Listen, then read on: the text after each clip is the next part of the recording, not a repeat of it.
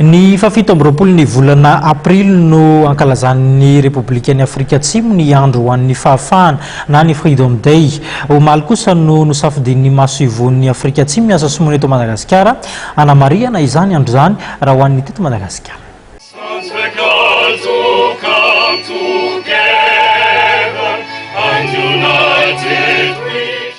Mankalaza ny faharoa amby roapolo taona ny fahafahana sy ny demokrasia ny Republikan'ny Afrika Atsimo ary omaly no nanamariana izany ho an'ny maso ivon'ny Afrika Atsimo eto Madagasikara.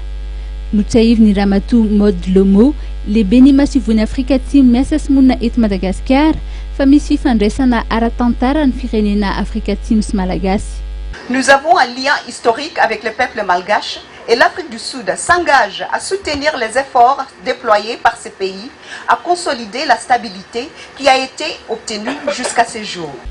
Arak'izany dia nanambarany tena ny favonina ny anohana ireo ezaka atao mba hisiany fitoniana eto Madagasikara sy ireo ezaka mba hanamafisana ny androm-panjakana sy ampiroborobo ny fifandraisana eo amin'ny sehatra ara-toekarena samihafa toy ny fizahan-tany, ny angovo, ny fambolena sy ny maro hafa ihany koa. Solotena mpanjakana, maso ivovahiny, sehatra tsy miankina, mpanao politika dia nanome voninahitra ny lanonana no tanterahana omaly hariva ity. Lanonana izay nahitana ny kolontsaina sy ireo sakafo mampiavaka ny Afrika Atsimo.